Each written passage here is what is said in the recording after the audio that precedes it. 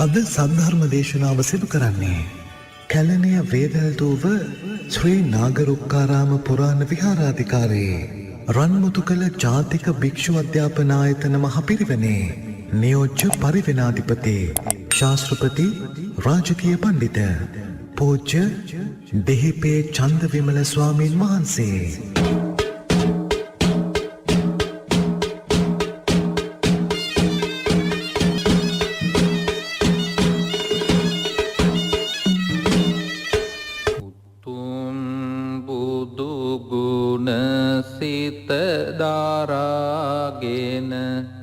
සදා බුදු හිමි සරණ යන්නෙමි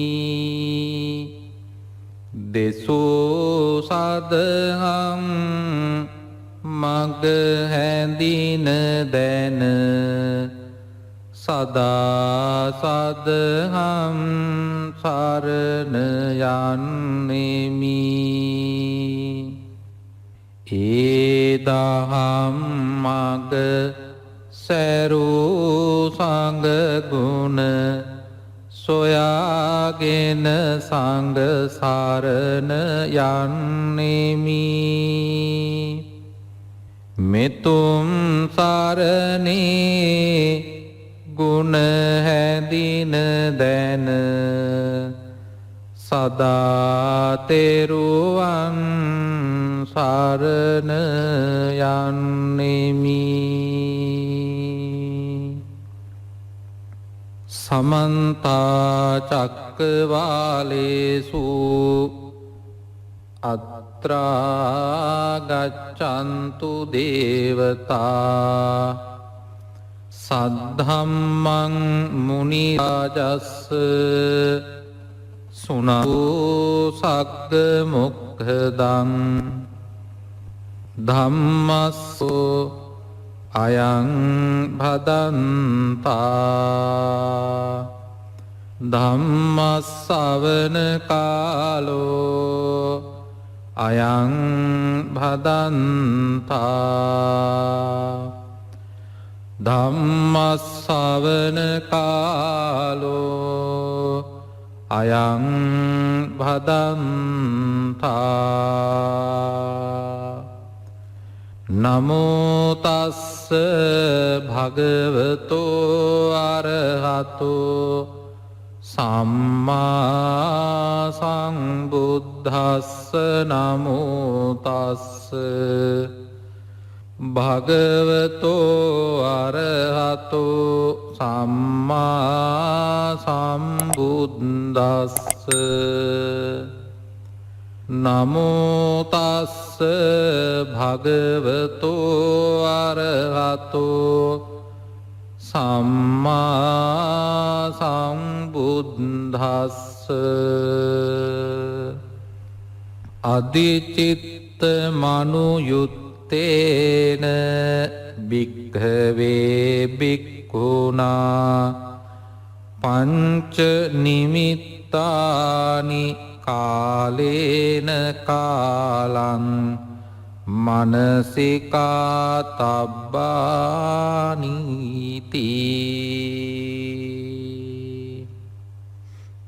වන්දනීය පූජනීය මහා සංඝරුවනින් අවසරයි සදහැවත් වාසනාවන්ත කාරුණික පින්වත්නි අදත් ඔබ සූදානම් වෙන්නේ මේ ඉරිදා දවසේ VFM ගුවන්විදුලිය ඔස්සේ විකාශනය කරනු ලබන සද්ධර්ම දේශනාව ශ්‍රවණය කරන්නට ඉරිදා දවස්වල උදෑසන 7ට විකාශනය කරන මේ දේශනාව ඔබේ මුළු මහත් ජීවිතේටම වැදගත් වන දේශනාවක් බවට පත්වේවා කියලා අපි පළමු කොටම ඔබට ආශිර්වාද කරනවා. පින්වත්නි, මේ බුදුරජාණන් වහන්සේ විසින් මේ ලෝකයට හඳුන්වා දුන්න නිර්මල ශ්‍රී සද්ධර්මය අපේ ජීවිතයේ සෑම අවස්ථාවකදීම ප්‍රයෝජනයට ලබා ගන්න පුළුවන් හැකියාව පවතිනවා.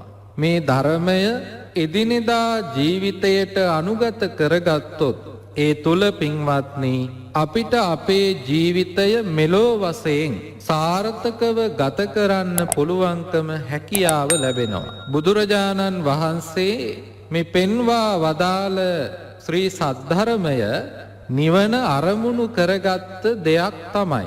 එහෙත් අපගේ මෙලව ජීවිතයේ යහපත සිද්ධ කර ගැනීම සඳහා මේ ධර්මයෙන් ලැබෙන ආලෝකය පින්වත්නි වෙන කිසිම තැනකින් ලබන්න පුළුවන්කමක් නැහැ. මේ ධර්මය ලෞකික දහමක් නෙවෙයි. ලෝකෝත්තර වූ නිවන් මාර්ගය අරමුණු කරගත්ත දහමක්. එහෙත් මේ ධර්මය තුලින් ලෞකික ජීවිතයේ සාර්ථකත්වයද ගොඩනගාගත හැකිව පවතිනවා. එදිනෙදා ජීවිතය ගත කිරීමේදී අපට අවශ්‍ය වන උපදේශයන් ගණනාවක් මේ දහම තුලින් අපට ගෙනල්ලා දෙනවා.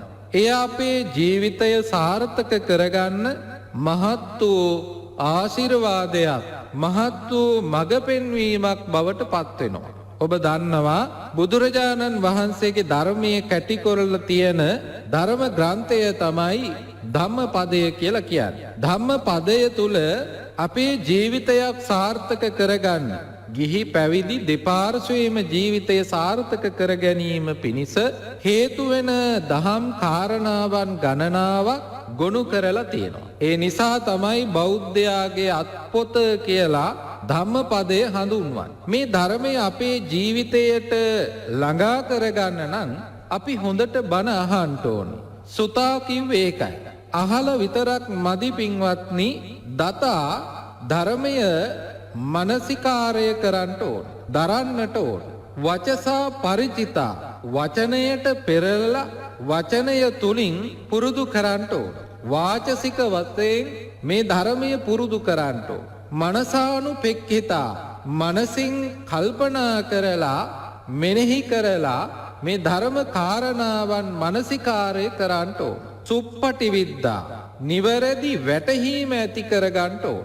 මේ ධර්මය තුල නිවැරදි වැටහීමක්මයි ඇති කරන්න. සම්මා දිට්ඨියකටමයි මේ ධර්මයේ යොමු කරන්නේ. මිත්‍යා දෘෂ්ටියෙන් වෙන් කරලා සම්මා දිට්ඨියට පමුණුවන දහමක් තමයි බුදුරජාණන් වහන්සේ මේ ලෝකයට හඳුන්වා දෙන්නට යෙදුනේ. එය පින්වත්නි මනවින් සිද්ධ කිරීමත් එක්ක සුතා දතා වචසා පරිචිතා මනසානුපෙක්ඛිතා දිට්ඨියා සුප්පටි විද්දා මේ ආකාරයෙන් ධර්මය පුරුදු කරන කෙනාට පින්වත්නි මේ ලෝක වශයෙන් ගත කරන ජීවිතය සාර්ථක ජීවිතයක් බවට පත් කරගන්න පුළුවන්. අපේ ජීවිත සාර්ථක කරන්න වෙන කොහෙන්වත් උපදෙස් ලැබෙන්නේ නැහැ බුදුදහමෙන් හැර.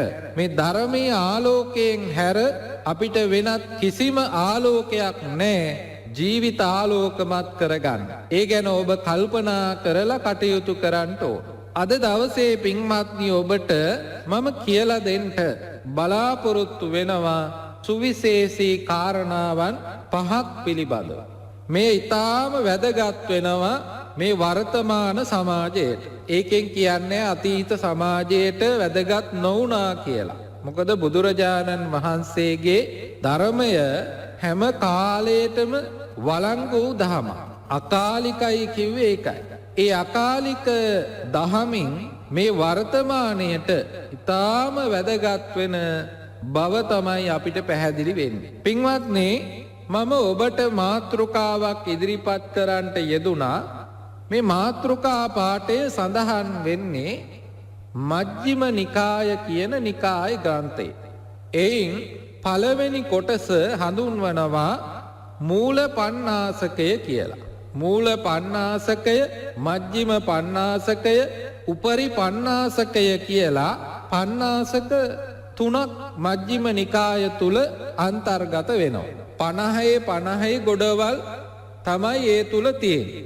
මුල් 50 සූත්‍ර තුල තමයි මේ දේශනාව සඳහන් වෙන්නේ. මේ දේශනාවේ නම විතක්ක සංඨාන සූත්‍රය. ඔබ අහලා ඇති මේ සූත්‍ර දේශනාව. මෙය ඊටාම වැදගත් වෙනවා. නිතර ඇසිය යුතු සූත්‍රයක්. අහලා විතරක් මදි අර කියපු විදිහට දතා දරන්නටත් ඕනේ. එතකොට තමයි මේ ප්‍රතිඵලය නිවරදිව ළඟා කර ගන්න පුළුවන්කම ලැබෙන්නේ. පින්වත්නි, අපි දන්නවා අපි මේ ගත කරන භූමිය හඳුන්වන්නේ පෘථග්ජන භූමිය. නැත්තම් කාමාවචර භූමිය. මේ පෘථග්ජන ස්වභාවය තමයි අපි මේ තවමත් සංසාරේ ගෙනියන්නේ. පෘථග්ජන තත්වයෙන් මිදිච්ච අවස්ථාව නිවන කරාම තමයි ළඟා කරගන්න. ඒකත් පින්වත්නි, ආත්ම භව 7කින් මෙහා සංසාර දුකෙන් මිදෙන්න පුළුවන්කම තියෙනවා. පෘථග්ජන ස්වභාවයෙන් මිදිච්ච අවස්ථාවේ ඉඳලා. ස්වභාවය මිදෙන්න නම් සෝවාන්, සකදාගාමි, අනාගාමි, අරිහත් කියන තත්වයන් වලට පත්වෙන්න ඕනේ. පළමුවෙන්ම සෝවාන් ඵලයට පත්වෙන්න ඕනේ. ඉන් මෙහා ඉන්න සෑම දෙනාම පෘථග්ජන වූ ස්වභාවයෙන් තමයි කටයුතු කරන්නේ. ඒ පෘථග්ජන ස්වභාවය ඉක්මවා යනවා නම් සෝවාන් කියලා කියන ස්වභාවයට පත් වෙනවා. සෝවාන් ඵලයට පත් වුණ කෙනෙක් පින්වත්නි, ආත්ම භව 7ක් ඇතුළත මේ සසර ගමන නිමාවට පත් කරනවා. නතේ භවං අට්ඨමං ආදියන්ති. 8 වෙනි ආත්ම භවයට යොමු වෙන්නේ නැහැ. ඇතැම් වෙලාවට 7ක් ඇතුළත නිර්වාණ අවබෝධය ලබනවා. එහෙම නැත්නම් ඒ ආත්ම භවයේදීම නිර්වාණ අවබෝධය ලබන්න පුළුවන්කම තියෙනවා. එහෙම නැත්නම් ඊළඟ ආත්ම භවයේ, සෝවාන් වෙච්ච ආත්ම භවයේ නෙවෙයි, ඊළඟ ආත්ම භවයේ ඒ අවස්ථාව උදා කර ගන්නට පුළුවන්. එහෙමත් නැත්නම් අර 7 ඇතුළත බැරි වුණොත් 7 වෙනි ආත්ම භවයේ නිවන් දකින්න පුළුවන්කම තියෙනවා. ඒ සත්වයා මේ සංසාර දුකින් මිදුණ කෙනෙක් බවට පත් වෙනවා. ඉන් මෙහා ඉන්නේ පින්වත්නි පෘථග්ජන ස්වභාවය තුල ජීවත් වෙන ඇත්තා. මේ පෘථග්ජන ස්වභාවය තමයි කෙලෙස් අධික භාවය. ක්‍රමයෙන් මේ නිවන් මාර්ගය පුරුදු කිරීමත් එක්ක තමයි කෙලෙස් අඩු කරගන්න පුළුවන්කම තියෙන්නේ. කෙලෙස් අධික වූ ස්වභාවයක් තුල කෙලෙස් අඩු කරගෙන යන ගමනක් තමයි නිවන් මාර්ගය තුල තියෙන්නේ. ඒ අවස්ථාවේ පින්වත්නි ප්‍රබලම අකුසල කර්මයක් තමයි, නැත්නම් ක්ලේශයක් තමයි පටිඝය කියලා කියන්නේ. දැන් පටිඝය කියලා කියනකොට ඔබට මතක් වෙනවා කාමරාග පටිඝ කියන මේ සංයෝජන ධර්ම දෙක සෝවාන් වුණත් නැති වෙලා යන්නේ නැහැ. යම් පමණකට අඩු වෙලා තියෙනවා, හැබැයි සම්පූර්ණ වශයෙන් නැති වෙලා නැහැ. එන සෝවාන් වුණත් කාමරාග පටිඝ කියන දෙක ගමන් කරනවා. අනාගාමී තලයට යනකම් මේ දෙක ගමන් කරනවා. අනාගාමී වුණාට පස්සේ න ආගාමි, නැවත පැමිණීමකට අවශ්‍ය නොවුනාම මේ දෙක සංසිද්ධිලා යනවා, නැති වෙලා යනවා. රහත් වුණාට පසුව සියලු කෙලෙස් දුරු වෙලා යනවා. රහතන් වහන්සේ නමක් තුල කෙලෙස් නැහැ. పూర్ව ජන්මයන් වල සිද්ධ කරගත්ත කුසල කුසල කර්ම විපාක දීමක් සිද්ධ වෙන්න පුළුවන්. ඔබ දන්නවා මුගලන් මහරහතන් වහන්සේ රහත් භාවයට පත් වෙලා හිටියත් සොරු කල්ලියෙක්ගෙන් ගුටි කන්න සිද්ධ වුණා. ඒ විතරක් නෙමේ, බුදුරජාණන් වහන්සේට කර්ම විපාක දුන්නා. పూర్ව ජන්මයන් වල සිද්ධ කරගත්ත කුසල කුසල කර්මයන් විපාක දුන්නත් ඒ භවය තුල කෙලෙස් එකතු වීමක් සිද්ධ වෙන්නේ නැහැ. මේක ගැඹුරු ධර්ම කාරණාවන් එක්ක කරන දේශනාවක්. නමුත් මේ වෙලාවේ මේ කාරණාව නෙවෙයි අපි පැහැදිලි කරන්න බලාපොරොත්තු වෙන්නේ. එතනින් පින්වත්නි අපි එනවා සූත්‍ර දේශනාවට යොමු වෙලා තියෙන කාරණාවත් එක්ක ඔබට පැහැදිලි කරලා දෙන්න. ඒ තමයි පටිඝය, නැත්තම් තරහව. තරහව කියන එක ඊටාම වේගයෙන් සිද්ධ වෙන දෙයක්. අසුරු සනක් ගහන තරංවත් කාලයක් ගත වෙන්නේ නැහැ තරහක් ඇති වෙලා ක්‍රියාත්මක වෙලා එහි ප්‍රතිඵලය දකින්න. ඒ නිසා මේ සත්වයා පටිගයට පත් වුණාම ඒ පටිග සම්පයුක්ත සිත් ගොඩනගා ගත්තාම ඒ තුල පින්වත්නි බරපතල අකුසල කර්මයන් පවා සිද්ධ වෙන්න පුළුවන්. මව මැරීම, පියා මැරීම ආදී බරපතල ගරුක කර්මයන් වලට පත්වෙන්න හැකියාව තියෙන මහා ප්‍රබල අකුසල සිතක් තමයි පටිගය කියලා කියන්නේ. තරහව. ඔබ දන්නවා මේ ලෝක වශයෙන් මිනිස්සු ගොඩාක් අසරණ වෙන ස්වභාවයක් තමයි මේ තරහව. තරහ ඇති වෙච්ච අය අසරණ වෙනවා, තරහට හේතු වුණ අය අසරණ වෙනවා. ඒ නිසා බරපතල වූ තත්වයන් වලට පත්වෙන්න සිද්ධ වෙනවා දෙපාර්ශ්වයටම. තරහ ඇති කරගත්ත කෙනාට කායික මානසික බරපතල තත්වයන් වලට පත්වෙන්න සිද්ධ වෙනවා. ඒ වගේම තරහට හේතු වෙන පුද්ගලයන්ට සතුන්ට දේවල් වලට පවා බරපතල තත්වයන් වලට පත්වෙන්න සිද්ධ වෙනවා. ඇතැම් වෙලාවට ජීවිත හානි පවා සිද්ධ වෙලා තියෙනවා. එහෙනම් මේ තත්වය ඊටාම භයානකයි. මේ තත්වය පසු වෙලා ගියොත් මේ තත්වය තවදුරටත් උත්සන්න වුණොත් එය කෙලවර වෙන්නේ කොතනින්ද කියලා තීරණය කරන්න පුළුවන්කමක් නැහැ. ඇතැම් වෙලාවට ජීවිතයෙන් වෙන්න පුළුවන්. ඇතැම් වෙලාවට දඩුවමින් වෙන්න පුළුවන්. බන්ධනාගාරගත වෙන්න පුළුවන්. මේ තරහව නිසා. ඒ වෙලාවට පින්වත්නි අපට පැහැදිලි මනසක් ලැබෙන්නේ නැහැ. අපැහැදිලි වේගවත් මනසක් තුල යථාර්ථය ඇත්ත යහපත පෙනෙන්නේ නැහැ. කලබල වූ සිතක් තුල යහපත කුමක්ද කියලා වැටහීමක් ඇති වෙන්නේ නැහැ. ඒ නිසා බරපතල වූ තත්වයන් වලට පවා පත්වීමේ හැකියාවක් පවතිනවා. ඒ නිසා මේ පිළිබඳව ඔබට කියලා දෙන්න ඕන කියලා කල්පනා කළා. මොකද්ද මේ තරහව අපි කොහොමද බුදුදහමට අනුව පාලනය කරගන්න?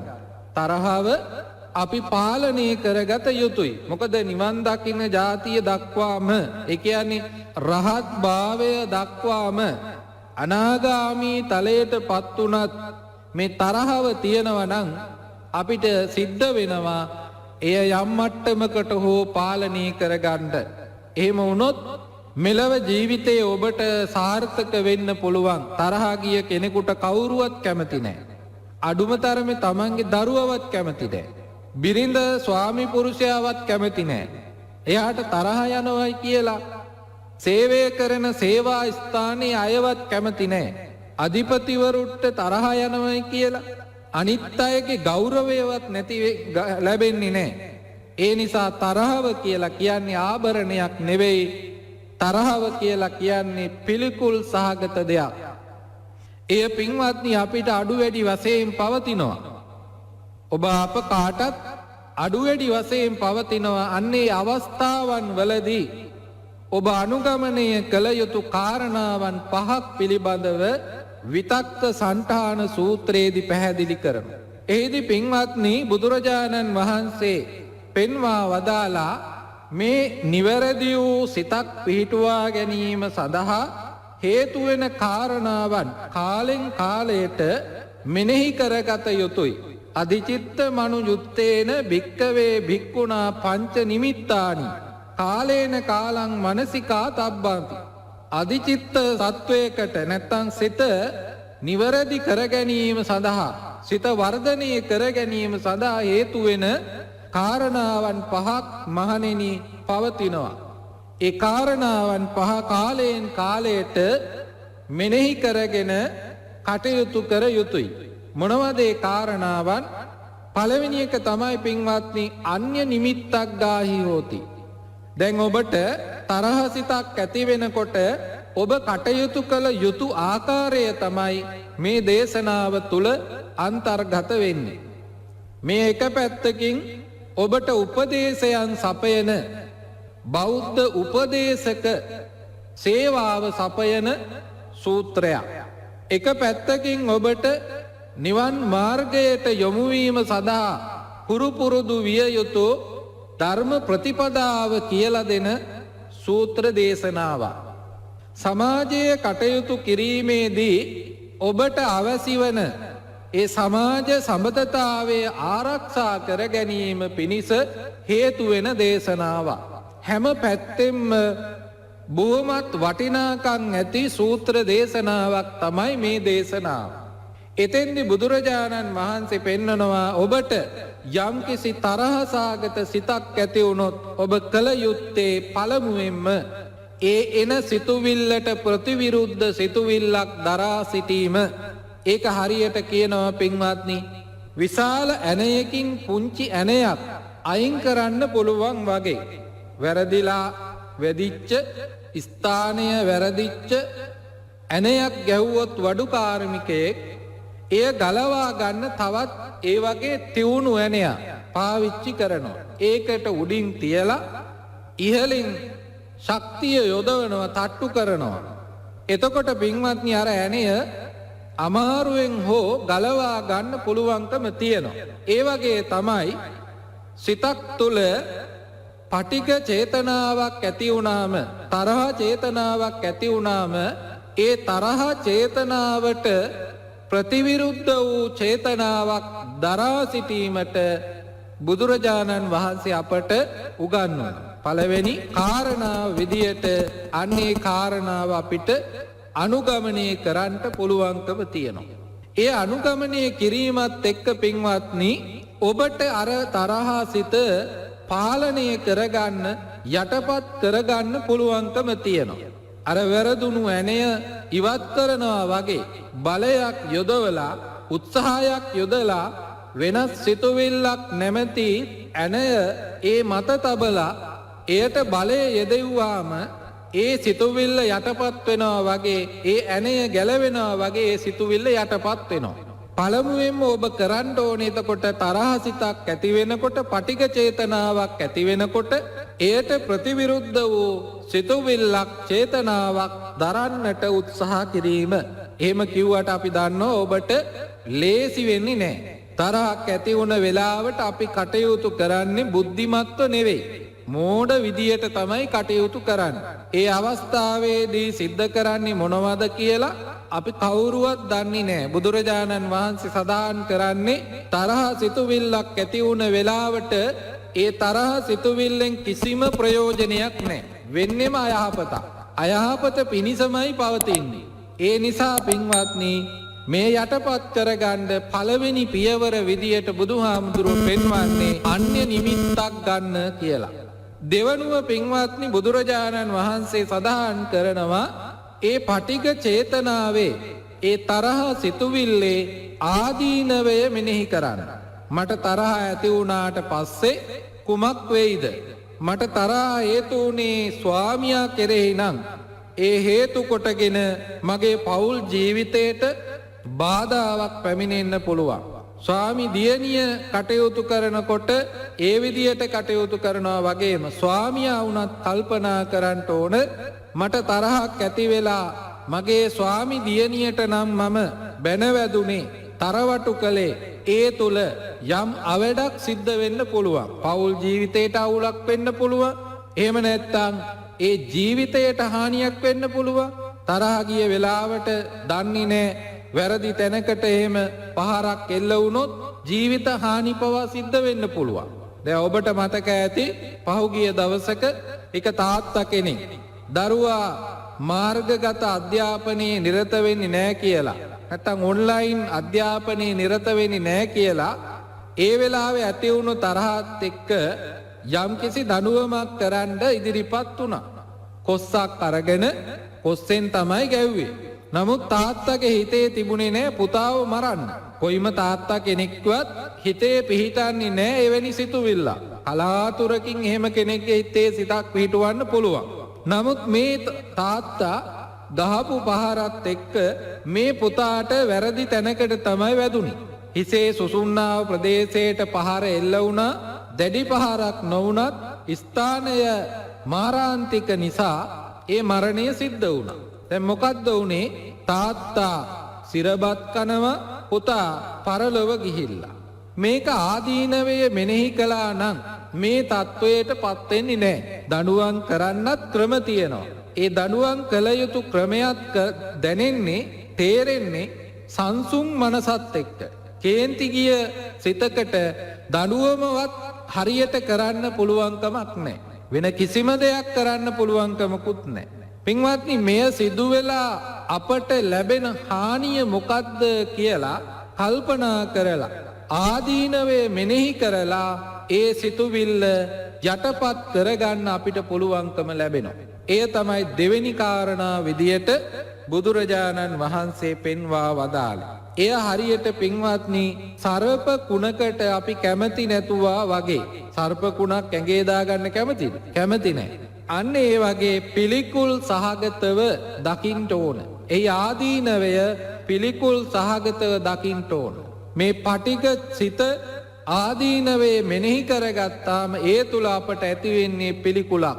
ඒ පිළිකුල් සහගත ස්වභාවය ඇති කරගන්න ඕන. ඒ තුල පින්වත්නි පුළුවන්කම තියෙනවා මේ පටිගය සංසිඳුවා ගන්න, පාලනය කරගන්න. නැත්නම් තරහව පාලනය කරගන්න පුළුවන්කම ලැබෙන. තුන්වෙනි කාරණා විදියට බුදුරජාණන් වහන්සේ පෙන්වන්නේ අසති අමනසිකාර. ඒ කියන්නේ යම්කිසි සිතුවිල්ලක් මගහරවා වෙනස් සිතුවිල්ලක් ඔස්සේ ගමන් කිරීම. ඒ උදාහරණයකට කියනවා නම් අනතුරුදායක පාරක් තියෙනවා නම් ඒ පාරෙන් ගමන් කරන්නේ නැතුව අපේ ඒ ස්ථානයට ළඟා වෙන්න වෙනත් පාරක් තෝරා ගන්නවා. හපා කන බල්ලෝ ඉන්න පුළුවන්, සොරු සතුරෝ ඉන්න පුළුවන්, එහෙම නැත්නම් මාර්ගයේ අනතුරුදායක වෙන්න පුළුවන්, කැලෑවල් වල වැටිච්ච මාර්ගයක් වෙන්න පුළුවන්, පාළු මාර්ගයක් වෙන්න පුළුවන්. අන්න ඒ අවස්ථාවේදී අපි පාවිච්චි කරන්නේ ආරක්ෂිතම ඒ වගේම පහසුම මාර්ගය. ඒ වගේ අර මාර්ගය මගහැරලා වෙනත් මාර්ගයක් තෝරා ගන්නවා වගේ අපේ සිතට ඇතිවෙන තරහ සිත යටපත් කරගන්න, පාලනය කරගන්න ඒක ඉවහල් වෙනවා. එය පින්වත්නි තුන්වෙනි කාරණා විදියටයි බුදුරජාණන් වහන්සේ පෙන්වා වදාළේ. ඒ වගේම පින්වත්නි හතරවෙනි කාරණාව බුදුරජාණන් වහන්සේ පෙන්වනවා යම් සිතුවිල්ලක් ඇති වුණාම ඒ සිතුවිල්ල ඇතිවෙන්නට හේතු වුණ හේතුව හොයාගන්න කිය. ඒකට කියනවා මූලයට යනවා. යමක් ඇතිවෙන්න හේතුවක් තියෙන්න ඕන. මේ බුදුදහමේ හැටියට ලෝකේ හැම දෙයක්ම සිද්ධ වෙන්නේ හේතුඵලවාදී විදියට. දැන් ඔබට මේ හඬ ඇහෙන්නේ විදුලිය තියෙන නිසා. කුමන හෝ ආකාරයකට විද්‍යුත් ශක්තිය තියෙන නිසා තමයි මේ ශබ්දය ඇහෙන්නේ. රේඩියෝ ඔස්සේ ඇහෙන්නේ. විදුලිය නැත්තම් මේ හඬ ඇහෙන්නේ නැහැ. එතකොට මේ අවස්ථාවේ ඔබට එය සිද්ධ කරගන්න බැරි වෙනවා. ඇසීම කියන දේ සිද්ධ කරගන්න බැරි වෙනවා. එහෙනම් එයට හේතුවක් තියෙනවා. ඒ හේතුව තමයි විදුලිය. විදුලිය නැත්තම් මේ හඬ එන්නේ නැහැ. ඒ වගේම තමයි පින්වත්නි ගහක් ගත්තත් ගහක් කියලා අපට කතා කරන්න තියෙන්නේ එහි ආරම්භය එක්ක මුලක් වෙන්න පුළුවන්, එහෙම නැත්තම් බීජයක් වෙන්න පුළුවන්, එහෙම නැත්තම් දණ්ඩක් වෙන්න පුළුවන්. එතන තමයි හේතුව. අඹ ගෙඩිය පේන්නේ අපිට ඵලය විදියට.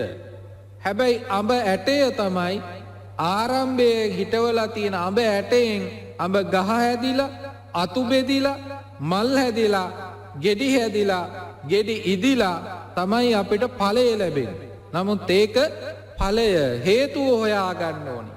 අර ඇටේ නැත්තම්, අර බීජය නැත්තම්, දණ්ඩ නැත්තම්, මුල් නැත්තම්, ආරම්භක අවස්ථාව නැත්තම් ඵලය නෑ වගේ. පින්වත්නි, සිතක ඇතිවෙන සිතුවිල්ලක පවා මූලය අපි හඳුනාගත්තොත් ඇයි මට මෙහෙම තරහසිතක් ඇති වුණේ?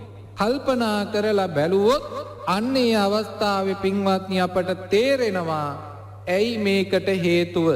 හේතුව හඳුනාගත්තොත් හේතුව තුලින් ඵලය නිරුද්ධ කරන්න පුළුවන්කම තියෙනවා. හේතුන් පටිච්ච සම්භූතං හේතු බංගං නිරුද්ධති. හේතුවක් නිසා හටගන්නවා, හේතුව නැති කිරීම නිසා ඵලය නිරුද්ධ වෙලා යනවා. මේක තමයි ධර්මය. බුදුරජාණන් වහන්සේගේ ධර්මයේ පුරාවට කියවෙන්නේ හේතුඵල ධම.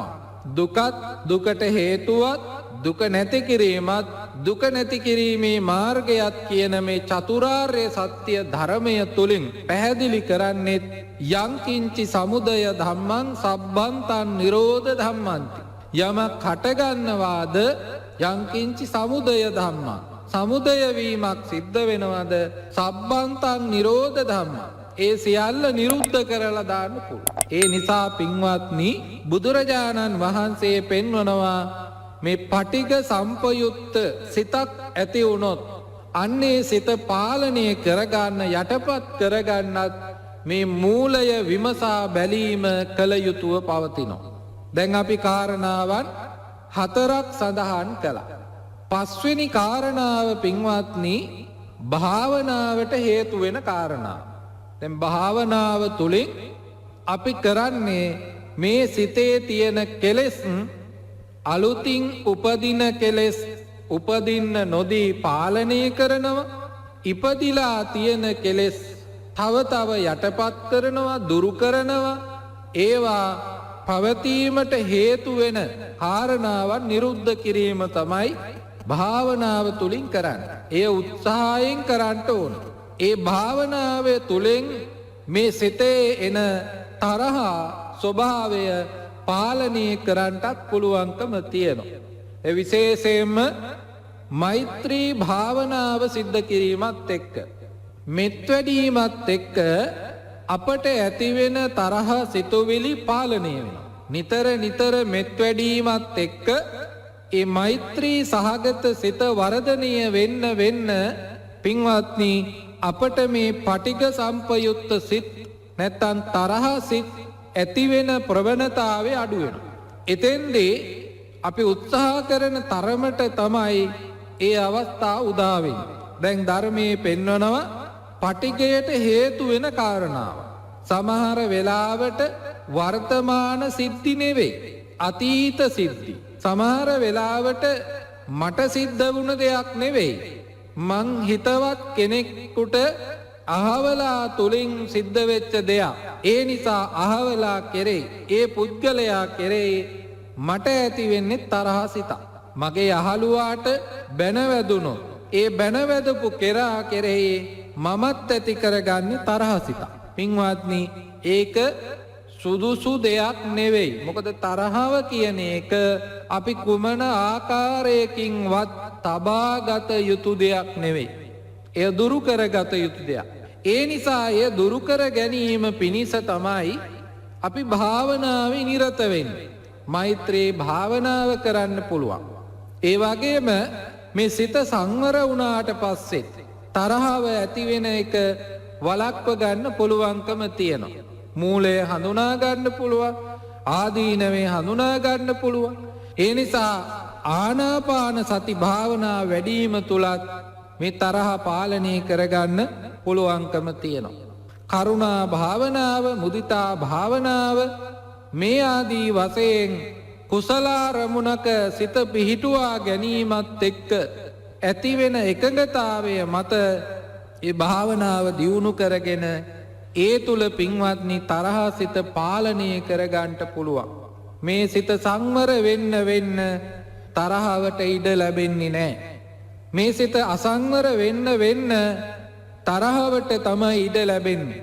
එය ක්‍රියාත්මක වෙන්න තමයි ඉඩ ලැබෙන්නේ.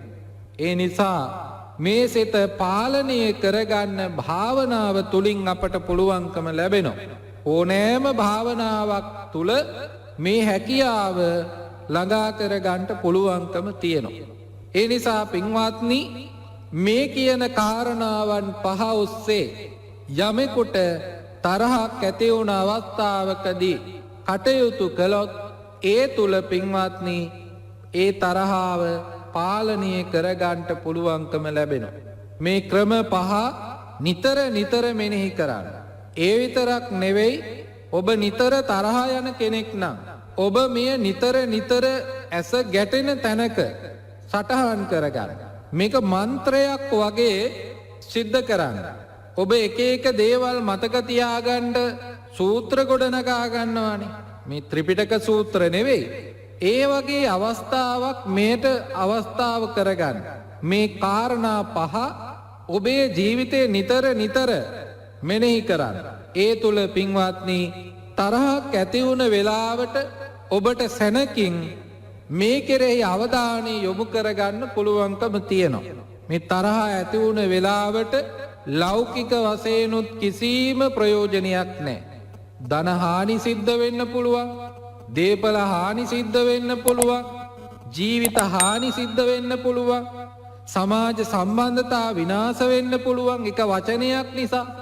ඒ නිසා පින්වත්නි ඒවා සියල්ල ආරක්ෂා කරගන්න පුළුවන් හැකියාව මේ තුල තියෙනවා. ඔබට නිවැරදි පෞල් ජීවිතයක් ගත කරන්න පුළුවන්කම ලැබෙනවා. මේ අනුගමනය කිරීමත් එක්ක දරුවන් සමග ඔබට සුහදව සතුටින් ජීවිත ගත කරන්න පුළුවන්කම ලැබෙනවා. කාර්යාලය තුල ප්‍රබෝධමත්ව ජීවිත ගත කරන්න පුළුවන්කම ලැබෙනවා.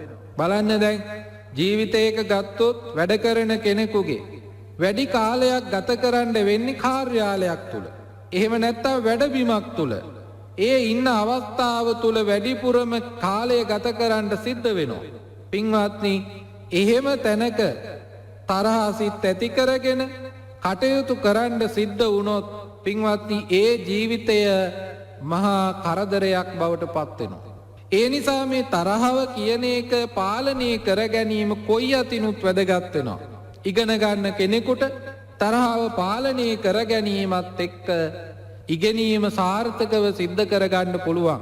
එකිනෙකාට උදව් කරගෙන එකිනෙකාගෙන් උදව් ලබාගෙන කටයුතු කරන්න පුළුවන්. තරහ ගිය කෙනාට කවුරුවත් කැමති නැහැ. ඒත් ගුරුවරයාටවත් තරහ ගියපුවාම කැමති නැහැ.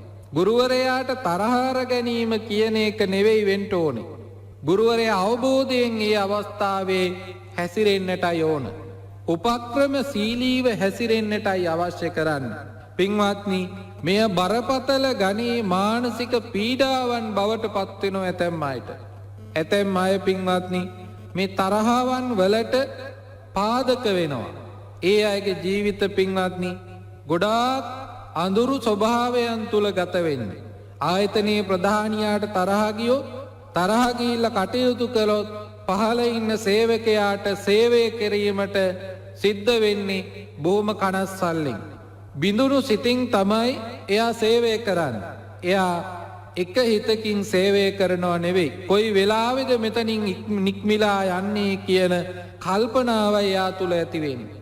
එසා ආයතන ප්‍රධානීන්ට අන් අය සමග සුහදව කටයුතු කිරීම තුල තමයි ආයතනයේ දියුණුව සලසා ගන්නට පුළුවන්කම ලැබෙන්නේ.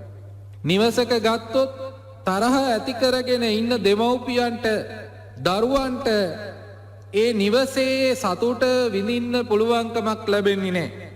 ඒ සතුට එකතු කරගන්න පුළුවන්කම තියෙන්නේ, ඒ සතුට භුක්ති විඳින්න පුළුවන්කම තියෙන්නේ තරහ පාලනය කරගත්තාම.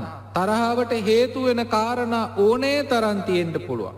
හුළඟ වෙන්න පුළුවන්, වැස්ස වෙන්න පුළුවන්, එහෙම නැත්නම් සීතල උණුසුම වෙන්න පුළුවන්, අතීත දේවල් වෙන්න පුළුවන්, වර්තමානයේ දේවල් වෙන්න පුළුවන්, මගේ අයට සිද්ධ වෙච්ච දේවල් වෙන්න පුළුවන්, මගේ අහිතවත් අයට සිද්ධ වෙච්ච දේවල් නිසා වෙන්න පුළුවන්.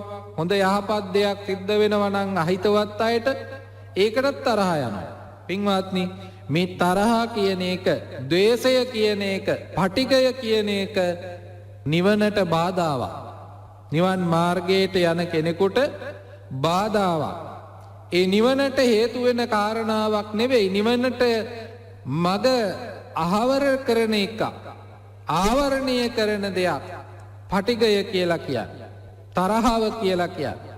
පින්වත්නි, මේ නිසා බරපතල ගණේ මානසික පීඩාවන් වලට, මානසික රෝගී තත්ත්වයන් වලට පවා ලක්වෙන්න පුළුවන්. ආතතිය, විෂාදය වගේ රෝගී තත්ත්වයන් වලට පත්වෙන්න පුළුවන්. ඔබේ දරුවා බ්‍රාන්තිය වගේ රෝගී තත්ත්වයන් වලට පත්වෙන්ට පුළුවන්. ෆෝබියා වගේ රෝගී තත්ත්වයන් වලින් ඒ දරුවෝ පෙලෙන්ට පුළුවන්. තාත්තට තරහ ගියපුවාම, අම්මට තරහ ගියපුවාම, වැඩිහිටියන්ට තරහ ගියපුවාම ඒ දරුවෝ බයෙන් පෙලෙන්නේ. ඒ තුල ඒ අය සැකෙන් තමයි ජීවත් වෙන්නේ. බයෙන් සැකෙන් යුක්තව තමයි ජීවත් වෙන්න සිද්ධ වෙන්නේ. බිරිඳට, දරුවන්ට, අම්මා තාත්තට මානසික පීඩාවන් ගෙන දෙන, මානසික රෝගී තත්ත්වයන් ගෙන දෙන තත්ත්වයක් තමයි මේ තරහව කියලා කියන්නේ. අපි සුළුවෙන් හිතුවට මෙය බරපතල ගණී තත්ත්වයක්. කෙනෙකුගේ ජීවිතය සම්පූර්ණ වශයෙන් විනාශ වෙන්න හේතුවක්. ඒ නිසා පින්වත්නි, ඔබ මේ කාරණාවන් පහ නිතර නිතර මෙනෙහි කරමින් ජීවිතේ පුරුදු කරන්න උත්සාහවන්ත වෙන්න ඔබට මෙලව ජීවිතයේ සතුටින් ගත කරන්න පුළුවන්කම තියෙනවා. එතකොට සාර්ථක ජීවිතයක් ගත කරන්න පුළුවන්කම ලැබෙනවා. එතකොට සුහදශීලී ජීවිතයක් ගත කරන්න හැකියාව ලැබෙනවා. හැමෝටම ප්‍රිය වූ තත්ත්වයක් ඔබට උදා කරගන්න පුළුවන්කම ලැබෙනවා. දරුවෝ අම්මා තාත්තා ගෙදර එනකොට අකමැති ස්වභාවයක් නම් තියෙන්නේ. ඒක පින්වත්නි බරපතල කාරණාවක්. දරුවන්ට අම්මා තාත්තා ප්‍රියශීලී වෙන්න ඕනේ. ගුරුවරයා ප්‍රියශීලී වෙන්න ඕනේ. වැඩිහිටියා ප්‍රියශීලී කෙනෙක් බවට පත් වෙන්න ඕනේ. සුහද කෙනෙක් බවට පත් වෙන්න ඕනේ. එතකොට තමයි දරුවෝ කිසිම දෙයක් හංගන්න නැතුව ඒ අයත් එක්ක අදහස් සුදහස් බෙදා ගන්න. නැත්තම් දරුවෝ ඒවා සියල්ල සංගවාගෙන එක පැත්තකින් දරුවෝ පීඩා විඳිනවා, මානසික පීඩා විඳිනවා. බිරිඳ මානසික පීඩා විඳිනවා. ඇතැම් බිරින්දෑ වරුන්ට තරහ යෑම නිසා පුරුෂයෝ මානසික පීඩා විඳිනවා. අම්මා තාත්තා මානසික පීඩා විඳිනවා. ඒ විතරක් නෙවෙයි, ඇතැම් අයගේ මානසික පීඩාවන් වලට යම්කිසි සමාජ ස්තරයන් පවා හේතු වෙනවා. ඒ නිසා පින්වත්නි, අපි කාටත් අයහපත පිණිස පවතින මේ තරහව පාලනය කරගන්න, සිතකට ඇතිවෙන යම් පටිඝ චේතනාවක් පාලනය කරගන්න හේතු වෙන කාරණාවන් පහක් තමයි අද අපි දේශනාව තුලින් ඔබට පැහැදිලි කරන්නට යෙදුනේ. මෙය එක තියරියක් විදියට ඔබ අනුගමනය කළොත් ඔබට පුළුවන්කම තියෙනවා මානසික පීඩාවන් වලින් දුරව කටයුතු කරන්න. බටහිරින් එන තියරි විතරක් නෙවෙයි, මේ බුදුදහම තුලිනුත් අපට යම් යම් ඉගැන්වීම් සිද්ධ කරනවා අපගේ මානසික පීඩාව දුරු කරගන්න.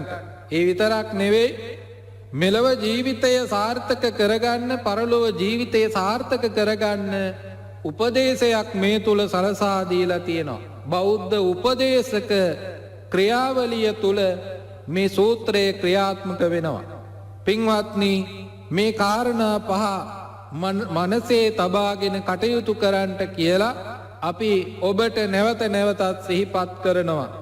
පළවෙනි කාරණාව, අන්‍ය නිමිත්තක් ගැනීම, ආදීනවේ මෙනෙහි කිරීම, මගහරවා සිතුවිලි ඇති කර ගැනීම, මූලය විමසා බැලීම, වීරියෙන් යුක්තව භාවනාව තුළින් සිත පාලනය කර ගැනීම. මේ කාරණාවන් පහ ඔබ ඔබේ ජීවිතේ පුරුදු කළොත් ඔබට මෙලොව වශයෙන් සැනසීම උදා කරගන්න පුළුවන්. කාය චිත්ත පීඩාවන් වලින් දුරව ජීවිත ගත කරන්න තමන්ට පුළුවන්කම තියෙනවා. අන් අයගේ ජීවිතවලට ඒ උදා කර නොදී, ඔවුන්ට මානසික පීඩාව ගෙන නොදී සතුටින් ජීවිත පවත්වන්න උදව් කරන්න ඔබට පුළුවන්කම ලැබෙනවා. මේ තුල පින්වත්නි, ඔබේ පරලොව ජීවිතේ සුවපත් කරගන්න පුළුවන්කම ලැබෙනවා. මෙලොව පරලොව දෙලොව යහපත පිණිසම මේ දේශනාව ඔබට උපකාර වේවා කියලා අපි ප්‍රාර්ථනා කරනවා. අදත් ඔබ ධර්ම ශ්‍රවණය කළා. VFM ගුවන්විදුලිය ඔබට ධර්ම ශ්‍රවණය කරන්නට අවස්ථාව සලසලා දුන්නා. අපි බණ කිව්වා, පින් සිද්ධ කරගත්තා. අප විසින් රැස් කරගත්තා උතුම් පුණ්‍ය ශක්තිය පළමුව දෙවියෝ අනුමෝදන් වේවා, සතුටු වේවා. සතුටට පත්වන දෙවියෝ දිවයිසුරු වඩා වර්ධනය කරගෙන අපට ආශිර්වාදය සලසා දෙත්වා. සිදු කරන්නා වූ යහපත් කටයුතු සාර්ථක කරගන්නට දෙවියන්ගේ ආශිර්වාද ශක්තිය, රැකවරණ ශක්තිය සැලසේවා. මේ උවදුරු උපද්‍රව වසංගත තත්ත්වයන් තුළින් ජීවිත ආරක්ෂා කරගන්නට දෙවියන්ගේ ආශිර්වාද ශක්තිය රැකවරණ ශක්තිය සැලසේවා.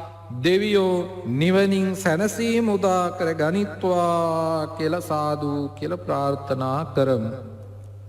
මියගිය ඥාතීන්ටත් මේ පින් හේතු වේවා. ඒ ඇත්තෝද ඔබ නමින් අප නමින් රට නමින් ජාතිය නමින් මිය පරලෝ යන්ට යෙදුණු සියලු දෙනාටම මේ පින් හේතු වේවා. ඒ ඇත්තෝද නිවනින් සැනසෙත්වා කියලා සාදු කියලා ප්‍රාර්ථනා කරමු. ඔබ අප සියලු දෙනාටමත් VFM ගුවන්විදුලියේ කාර්ය මණ්ඩලයේ සියලු දෙනාටමත් ලක්වැසි ලෝවැසි සියලු දෙනාටමත් මෙලව නිදුක් නිරෝගී චිරජීවනයේ සැලසේවා. ආයුරාෝග්‍යාදී සැප සම්පත් අභිවෘද්ධිමත් වේවා. කායික සුවය ලැබේවා, මානසික සුවය ලැබේවා, චිරජීවනයේ සැලසේවා.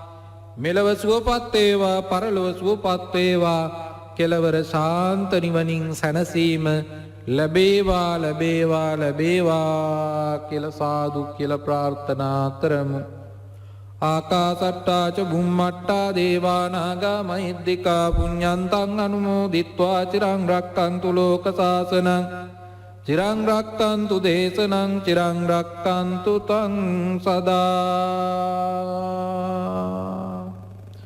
අවසන් වශයෙන් අපි අපගේ දෙමව්පියන්ටත් මේ පින් අනුමෝදන් කරමු. අනුමෝදන් වේවා. දස මස මා කුසේ දරා බිහි කළ මගේ අම්මේ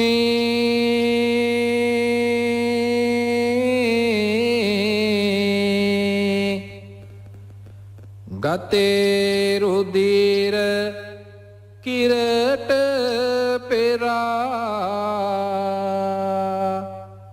පෙව්ව මගේ අම්මේ ආදරයේ සදාතනික උල්පත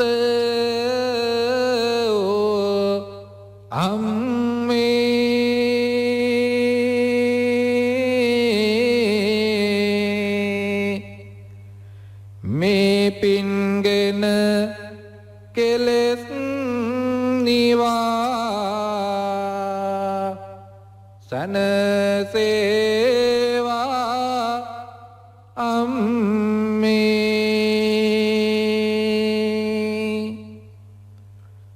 උපන්දිනේ පටන් අපට මගේ පුතේ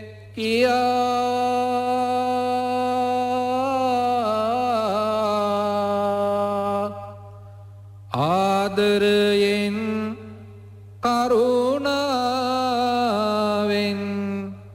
මට ඇමතෝ පියා සිහි කරනවා පපුවේ තේන උතුම් ගුණය දයා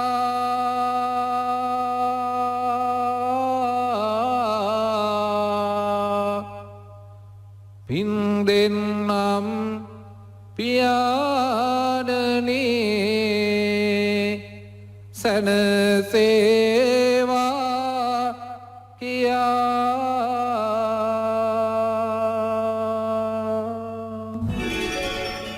දෙලොව හිතසුව වැඩසුව පිණිස අප වෙනුවෙන් ශ්‍රී සද්ධර්මය දේශනා කොට වදාළ පූජ්‍ය දෙහිපේ චන්දවිමල ස්වාමීන් වහන්සේට ධර්මය ශ්‍රවණයට එක් වූ සකල ලෝවාසී ඔබ සැමට මේ කුසල් මහිමය අනුමෝදන් වේවා.